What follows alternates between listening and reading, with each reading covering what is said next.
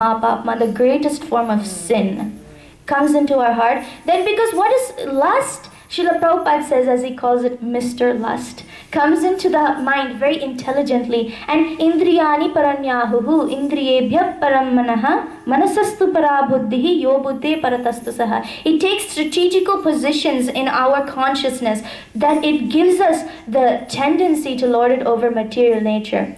And when you have a military on this side and a military on this side, and this side uses military strategies that are top class, best missiles, all the top class modern techniques to defeat you, shouldn't you be using the same if you want to win?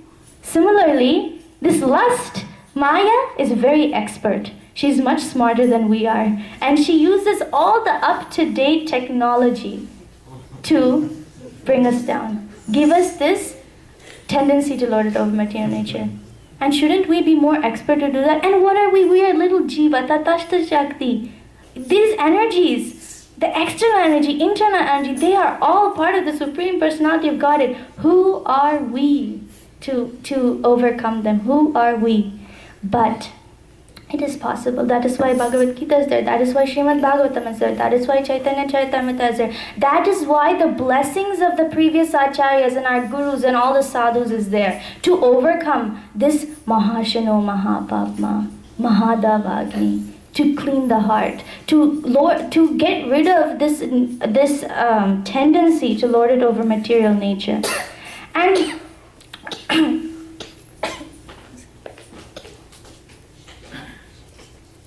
this tendency to lord over material nature. And we establish the point that sadhu means to cut, that whatever blessings they give, what does it do? It makes us free from this tendency to lord it over material nature. So what happens? Sometimes we're practicing devotional service, right? Good devotee, dhoti, kurta, kantimala, tilak, following all the regulations perfectly, chanting 16 rounds, reading Srimad Bhagavatam. But Krishna, my life is miserable. Why am I suffering? Why am I suffering? And my life is miserable. This is not working. That is not working. This person isn't agreeing with me. I just lost my job. Why? Because Krishna frustrates us. He's trying to show that, Hari Bol, I am the only shelter. I am the one who removes all other shelters, and I'm the one who removes all material sufferings. And we see in the lives of great acharyas, did Prabhupada have a very pleasant and smooth plateau in his life? We see the ups and downs. We see how he suffered. But what was the result? 10 years of miraculous surrender unto the Supreme Personality of God. Miraculous surrender. And what has that done? That has created an uproar in the entire, probably 3 worlds, that everybody is now taking interest in Krishna consciousness. We see these communities all over the world, 108 temples. Prabhupada, it was said that he would establish, but there's much more than that. This book distribution, thousands of these Bhagavatam sets going out. Now new books under the guidance like Tattva Sandarbha and everything is coming out. But he had to go through those up and downs. For how long? Not 1 year, 2 years, 3 years. For 70 years of his life. He dedicated, sacrificed 70 years of his life to give 10 years of amazing results. So we see that we will have suffering in our lives no matter how much we try. This world has been certified by the manufacturer as Dukkhalayam Ashashvatam. That is how it's going to be. Don't try to change it. You are powerless to change that. That is how the material creation is going to be. So now that we know that this is how this place is going to be, why not lord it over material nature? Why not give up that desire? Get detachment. Asanga shastrena dridena chitva. This was said in the prior verse, I think it's verse like 6 of 15 chapter. It says asanga shastrena dridena chitva. One should get rid of this desire to lord it over material nature through detachment and humility. Those teachable moments when you've been defeated, utterly defeated by material energy. You've tried your best, you've done everything you can, and it just somehow doesn't work. somehow doesn't work. And at that time, we understand that any attempt, whatever, however small or however big it may be, will fail when we try to lord it over material nature. We must surrender unto Krishna. That is what Krishna will do. That is what Krishna's mercy is. Krishna's mercy might not come in your best flavors of ice cream. Krishna's mercy will come however it is needed to make you closer to him, because that is how much Krishna loves us. That when the child does something wrong, a good parent won't say, "Oh, you know what, that's okay, take it easy, you're only 5 years old." If you plant the seed, it is bound to grow. So they know that if they plant that seed of allowing the child to do whatever it feels like, whenever it feels like, that is how it will be when it grows up. So that is how Krishna doesn't want us to be like that. So he will do whatever is necessary when we surrender to him to bring us closer to him. Because we've also established that our only goal is to go back to the Supreme Personality of Godhead. That is our Ekeha Gurunandana. And if we surrender to Krishna, we're willing to use every single moment in that process. So now that Krishna, what happens is when we surrender unto Krishna, we engage in devotional service under the guidance of a bona fide spiritual master in the association of devotees.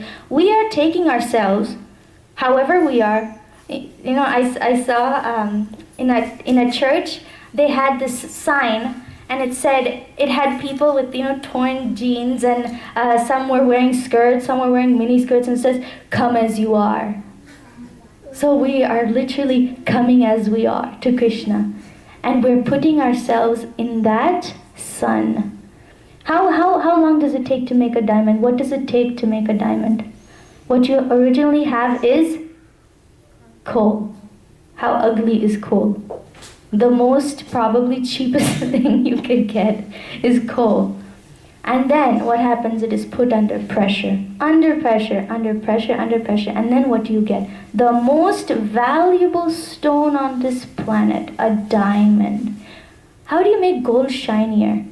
You put it in fire and shine it until you get very precious gold. And then what happens when one I was going to say something. So you put it to so much pressure and shine, and then when a sculptor wants to make a beautiful sculpture that has very fine aesthetic feel, what will they do? They will cut at the sculpture. They will use their chisel and to chip it off. That is what Krishna is doing to us. Those pains, those miseries that come in our life are not just there because Krishna wants us to suffer. Krishna is all powerful, but he's also all merciful. If he was either one, we would be, in a precarious situation. If God was all merciful but not powerful, that wouldn't be very nice. But if Krishna was all powerful but not merciful, then we're gone also. So Krishna is all merciful, so he knows what he's doing. He's very intelligent. So when our lives are chipped away like that, we should understand that we are being made into a beautiful sculpture that will one day be pleasing to Krishna. And to get that strength to come out of this weakness of heart, it is very difficult on our own. We are treading a very difficult path in this material world. Its success rate isn't so high, to say the least.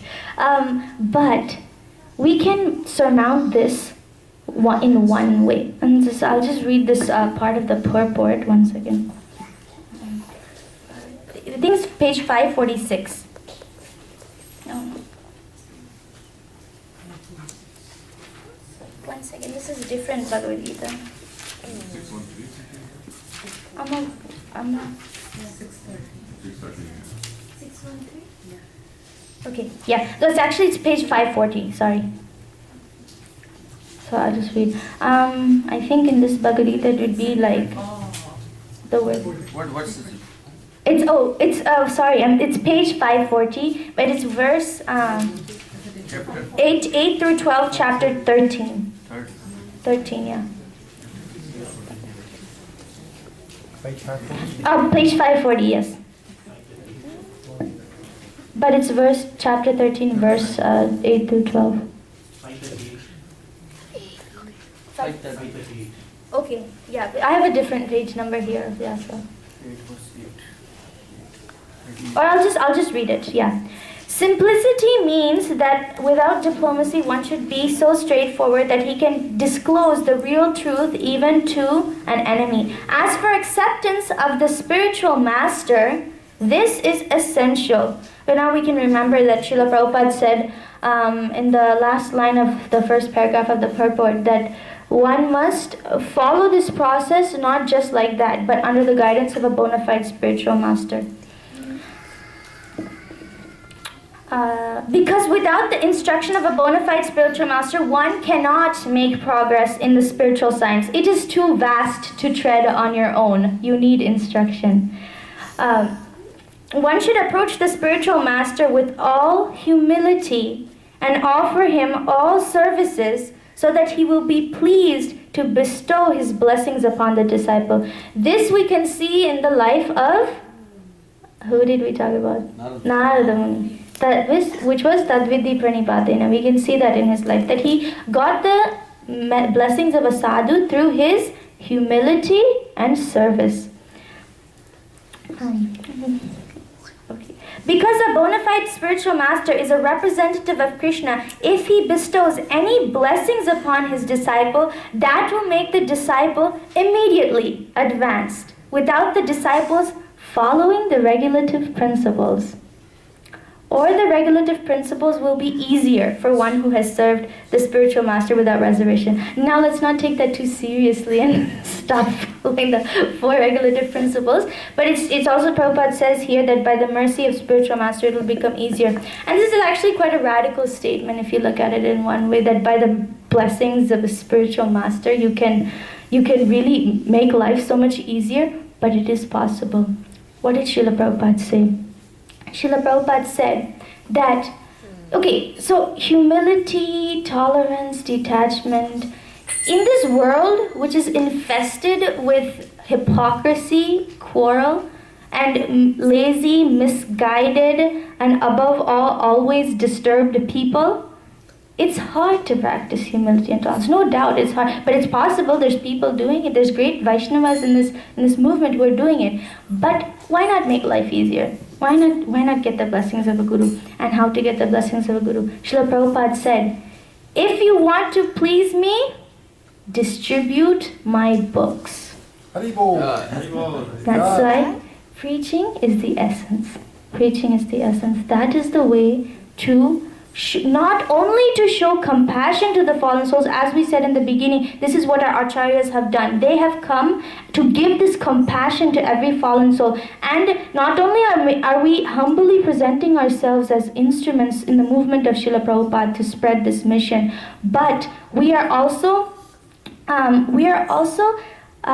getting the blessings of the spiritual master to go forward on our own path in devotional service. We can see how Srila Prabhupada, this is a very nice story, I'll tell it. Ghanshyam Prabhu, I won't say his sannyas name yet, but Ghanshyam Prabhu. His my Guru Maharaj is a very nice friend. His Holiness Radhanath Maharaj is a nice friend. He used to take so much trouble to distribute in the universities, so much trouble. And then, well, you know what he did? He did what is so out of the world, so what you could say is called outlandish. He went to crossing the Iron Curtain. He went with Devamrita Swami to Russia. During that time when the Soviet Union and all this turmoil was going on, he went to preach. And they would, you know what ways they would smuggle books into the Soviet Union to distribute books. It's just mind-blowing. You can see the enthusiasm and the intense desire, that Eke Ha Kurunandana focus to please their Guru Maharaj. And they would smuggle the books and they would distribute. And Ghanshyam Prabhu, he had a diary. He would write in his diary how today's book distribution went, what happened, what were the adventures. I mean, in that type of a situation, you must be in a very adventurous environment, going against the law, going against your heart. It's a very scary place, especially at that time. And he would send those reports to, I think, a personal servant was Tamal Krishna Goswami Maharaj. And Prabhupada was very sick at that time. And when Prabhupada would get those reports, and he would immediately get out of bed and he would listen, intensely listen to those reports of book distribution in Russia. And then they got the news that Ghanasham Prabhu got the news that Srila Prabhupada was coming to London. So they took their car and they drove to London and they saw Srila Prabhupada. And when Srila Prabhupada saw Ghanasham Prabhu, what did he do? He called him, he embraced him, and with tears in his eyes he said, "Your life is perfect. Your life is perfect," because he has pleased his spiritual master. So, no doubt. And you know who this Ghanasham Prabhu is? Ghanasham Prabhu is Bhakti Tirtha Swami Maharaj. His honor is Bhakti Tirtha Swami Maharaj. And we can see in his leaps when he dances, in his huge smile, we can see the blessings of Srila Prabhupada have been invested there, and they're just overflowing with his very presence. I mean, I never got the opportunity to see him, but just seeing his pictures and his videos, we can see how much of Srila Prabhupada's mercy has been invested in him. And not only him, all book distributors, all those devotees who have pleased their Guru Maharaj, you can see just overflowing from them is this compassion for all the fallen souls. So this is how we should please our spiritual master. So it's like, I don't want to say hitting two birds with one stone. That's a little sometimes people find that offensive, but there's hitting two cans with one stone. Because not only are we helping ourselves get out, we're purifying ourselves, but aren't we helping others as well by doing this preaching? Because preaching purifies us by allowing us to get the mercy of a spiritual master, but we're setting others, being an instrument to set others on their path back to Godhead. So this is the multifarious, phenomenal path of book distribution and preaching. So I humbly request all devotees to take this as their life and soul, which is to please Srila Prabhupada. Even when Srila Prabhupada was in his deathbed and anybody would come and read to him the scores, he would get up with all enthusiasm. He was an old man, and he would get up with enthusiasm and say, book distribution was his life. Book distribution gave him his life force. So let us all take to this process, make ourselves sharp instruments in the process of devotional service in this preaching movement, so that we can please our Guru Maharajas, make it easy for ourselves and make it easy for others in this world. Because come on, why make it harder? It's already hard in and of itself. It's already hard. Just make it easier by taking to this process of Krishna consciousness. Thank you very much. Hare Krishna. Are there any questions, comments? Yeah, yes, Prabhuji. I might be wrong, but I guess what is sort of picked up Yes.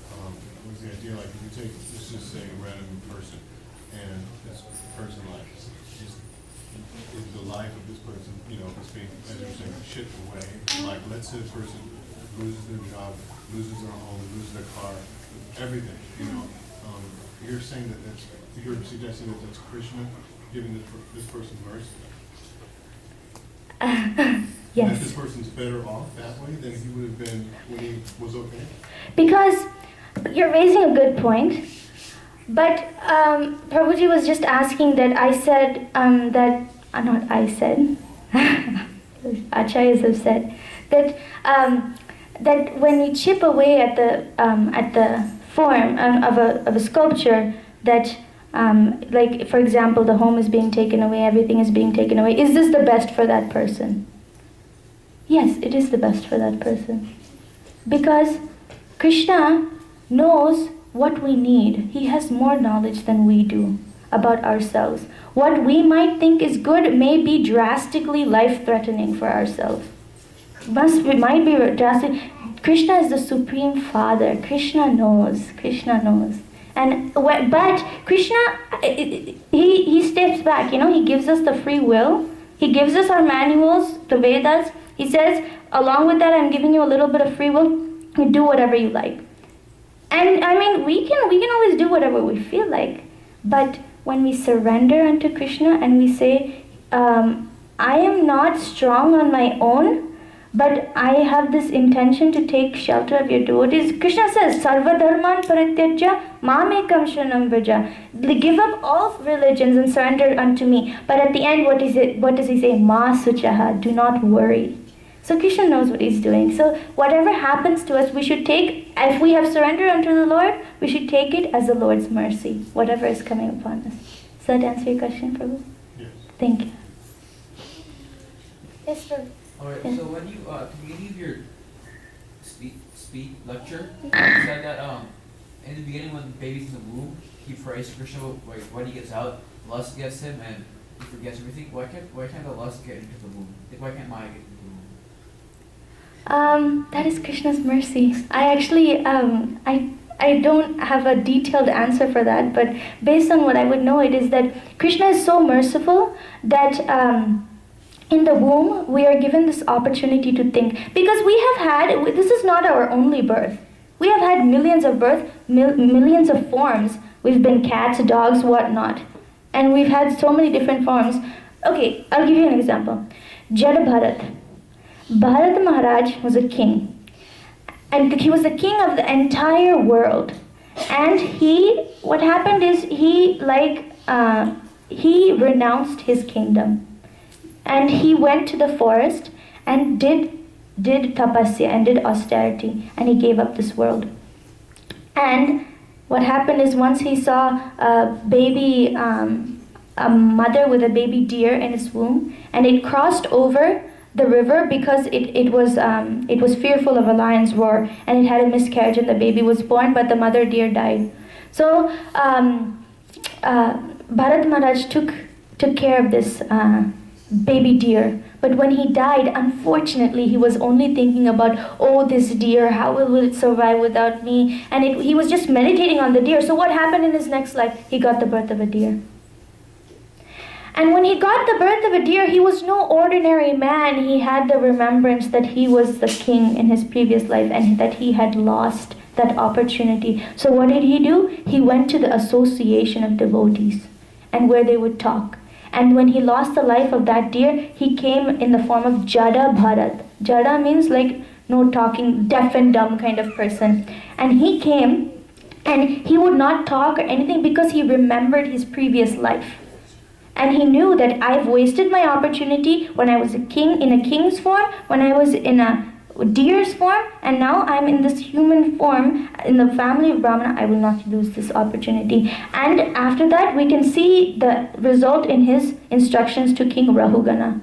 So in this way, rare is it that one has the opportunity to remember their last life. Actually, this reincarnation concept, it is being researched by the University of Virginia, right? The University of Virginia, and they're researching how this reincarnation is actually true and how people can remember their previous lives. So it is actually in the womb, Krishna gives that mercy for us to know and surrender unto him. But unfortunately, when we come into this world, we are hit by very, very strong ignorance and we forget. Yeah. If he's omnipotent, why can't he just be merciful when you come out of the world? Anybody have an answer for that? Yes, So Prabhu. there is one verse after that, the verse that you spoke. Yes. Kam esh krodhe. Tesh, yeah. The next verse is Indriyani manobuddhi aswadhisthanam uchyate. Right? Yes. So in the womb, does the baby have the Indriyani manobuddhi? Indriyani Manobuddhi means? That's like, where the Kam is sitting, right? Yes. So in the womb, does the baby, the embryo, doesn't have fully developed Indriyani manobuddhi, I think. No. That is the materialistic concept that the baby does not have consciousness. That is false. Consciousness Yeah. there, but Indriya manobuddhi is not developed, right? That desire to enjoy, you mean? Right. Isn't that true?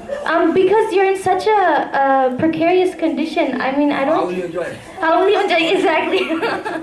It's already horrible in and of itself. You can't. Yeah. You cannot enjoy. Yeah. So. Is that? Wait. It was, why can't, if Krishna's omnipotent, why can't he? Because he has given us something called free will.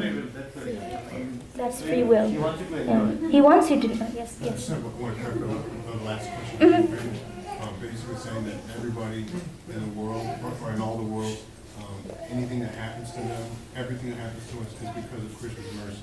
So everything that happens is because of each other. When we surrender unto Krishna, Krishna takes full control, and then anything that happens to us is Krishna's mercy, because our perspective has changed. But before that, anything that happens is because of us, because of our own karmic reactions, our choices in the past. So we cannot, in one sense, dump it on Krishna. That is because of you that I'm suffering. Oh, where's God? That's how people become atheists. But whatever suffering that happens before we surrender to Krishna is karma. And when you turn off the fan, there's a little bit of spinning left. So when we surrender unto Krishna, a little bit of the reactions will be there, a little bit of the desires will be there, but it will stop because there's no more source to them. So even those, Krishna takes control of your karma, because Rupa Goswami says, Prarabdha karmeti virauti vedaha, that the chanting of the holy names of the Lord destroys all past sinful reactions that are coming into effect. So Krishna takes full control, but if you use your free will properly to surrender unto Him. So does that answer your question? Yeah. Yes. Okay. Any other questions? Okay, next question from you will be after the Prashad. No. Yes, yes. No. Well, after yeah. No one else was asking. Yeah, because it will continue for long. It's not going to Yes, Prabhu. Yeah. You said about slaughterhouse education. This is the modern concept of school. So what do you recommend for What is your Gurukul? We know that Prabhupada wanted Gurukul system set up, but unfortunately some people don't have the time, they're working. Yeah. how you got out of the slaughterhouse? I wouldn't say I'm very free from that either. Actually, I'm in the schooling system in one sense. I'm not completely out. I still have to finish my college education and everything. But no doubt this is a slaughterhouse. No denying that fact. One, because Prabhupada said it, and number two, because it's true. And then, what did I do? I have the blessing to be in a community such as ISV, to get the blessings of such a Vaishnava as Vaisheshika Prabhu, and to have the constant satsang or association of devotees who are sincerely trying to practice Krishna consciousness in their lives. And because of that, it has rubbed off on me, and my family, my upbringing, that Krishna consciousness constantly around you will shield you from falling into this material existence. But you always have to be careful when you go into such environments as the scientific world, academia, because not only is it externally stimulating to fall down and lose one's desire to serve Krishna, but the philosophy that you are the enjoyer. Why take it so seriously? Take it easy. And then they get into the science of how is God even there, and they start talking all this nonsense science. That can also drag you down. So at the intellectual level, at the physical level, at the level of the heart, when we become attached, everything can drag you down. But as long, because I personally, if I had to go to Gurukul, I would have to go to Mayapur. So instead of that, I'm staying here. So the thing is, you really have to shield yourself by good association. You're getting so much bad association. 8 hours of school plus homework is half your day gone. And we have to shield ourselves in Krishna consciousness through the association devotees whenever you can. Every time you're not doing school, get your nose in a book. Srila Prabhupada's book. Get the notes in the book. Srila Prabhupada's books, lectures, association. Well, no one else can ask. Okay, go ahead. Go ahead, yeah. One more. So, if you have free will, is there really a sense of saying proper free will? Is like, why should you be punished for using your free will? Like, why should you become like a lower life form? Because you've been given the knowledge as well. Your mother says, okay, there's fire right there. If you touch fire, you will get burnt. If you don't touch fire, you'll be good. And then you say, oh, you know what? I want to experiment with that. I want to see if I actually touch fire and it will burn. And you go touch fire. Can you punish your mother for that? No. Other religions, like if other like in like other religions it's okay to eat meat, but like here it's not. So are they gonna get punished for that or no? Well, yes, because there's a universal law. No matter how you eat, it doesn't matter. There's a law. There's a law of karma that if there's reincarnation, if you eat meat, that karma will come back to you, and no matter what anybody says is gonna happen, because you can't just go kill a person and say, oh, I thought if you'd kill a person you won't go to jail. No, that's the law. That's how it's gonna be. So we can, yeah. But so even if someone believes in say Christianity and eats meat, they're still gonna get like punished for that. They're like a perfect Christian. Yeah. Perfect Christians don't eat meat because it says thou shalt not kill. Yeah, Like so. it's I was looking for the Yes, definition. I was looking for the definition of free will. Free will? Yeah, in the Oxford Dictionary it says up to you. Up to you? Yes. Well, it would be very intelligent to say up to you. That would be a very nice decision to say up to you. So it's up to us. Yeah. Whether we choose the choices we made in our life is up to us. Yeah. It's not up to Krishna. Free will means up to you. yes. So then how can we up to Yeah, Krishna? but then why are we punished for Yeah, it's up Well, to you. because if you touch fire, you are the one who's You get yeah. burned. It's a law is there, correct? So that's why it's going. It's up to Mataji you. has a question. But then Yes. totally Okay, next I think question. I can Yeah, help. what? I think I can help. Yes. Before you surrender unto Krishna, you are acting of your own free will. And that is what the karmic reaction is, right? Yeah. But when you surrender to Krishna, you are acting under his guidance. Mm. He cannot punish you for doing something he's telling you to do that. Right? I totally agree with the first part of what you said, that she summed it up very well. She said that we are suffering our karmic reactions before we surrender unto Krishna. But what happens when we surrender unto Krishna is that the consciousness changes. We see that Krishna is giving us this to me because what does Krishna do? You take one step towards Krishna. He's such a gentleman. He'll get up and take 10 steps towards you. What 10? You mean 100 steps towards you. So we might suffer, but that suffering is just to increase our attachment, our desire to go back to Godhead. Exactly. So yes, is that what you meant? Yes. Yes, Okay. that the suffering is the Mhm. mercy, just like the child in the womb. When we suffer, that is when we seek his shelter. Yes. Right? So, but when we're happy and we're enjoying, Mm. it is very easy to forget. Yes, very nice point. Yes. Yeah. Mhm. That womb becomes like a hell where we are constantly calling out to him. Yes. Well, poverty is a blessing. Poverty. And I remember reading in Srila Prabhupada's purport Mhm. that he gave the example of somebody who is serving in the military. Mm. If one of the army officers goes and kills somebody of his own accord, of course he is going to be put to trial. Right? Yes. But if the person above him is ordering him to go and kill, Mhm. it is going to be that person who is accountable, Yes. the superior. Yes. Right? Yes. The das who is acting under instruction is not then put to trial. Yes, because we're acting under the instruction of the Lord. That's why Krishna says to Arjuna, fight for me.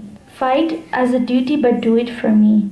That's what Krishna says. What does he say? Nimitta matram bhavasavya sachin. Just be an instrument in the will of the Lord. And be an instrument in the preaching mission of the Lord. So we have this Srimad Bhagavatam here, which is the Amala Purana, Srimad Bhagavatam Puranam Amalam. And when Krishna went to the went back to his abode in Dwapar Yuga, what appeared in his place was the Srimad Bhagavatam, which talks about the pastimes and glories of the Supreme Personality of Godhead. And I heard from Gauranga Prabhu, he said in one of his lectures, he said, Bhagavad Gita is the instructions of the Lord. Srimad Bhagavatam is the life of the Lord. But what is Chaitanya Charitamrita? Chaitanya Charitamrita is the thinking of the Lord. So these jewels of these books, they are not ordinary. Srila Prabhupada has put his very life force. The purports are his ecstasies. Srila Prabhupada's ecstasies. If you really want to associate with such an acharya, read these books. And we have 2 sets of Srimad Bhagavatam and 1 Chaitanya Charitamrita, as well as this Tattva Sandarbha, which is basically like a study guide of Srimad Bhagavatam, establishing the position of Srimad Bhagavatam. So, anybody want to take Srimad Bhagavatam set? 2 sets available.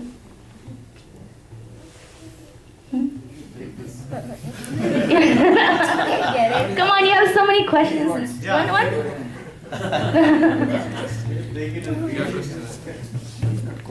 Especially because Kartik month is coming, and it is actually, I think, on the Purnima day when one donates Bhagavatam, he goes back to Godhead.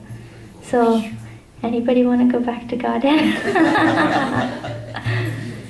So, please, maybe you can actually talk to us after the program.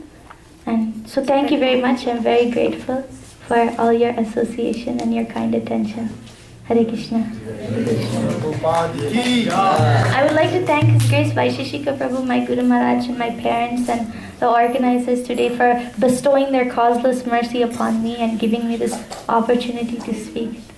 I'm definitely made of their mercy and able to sustain in Krishna consciousness because of them. Hare Krishna. You are also to give us mercy. Very good. Priya Kishore Devidasi ki. Jai.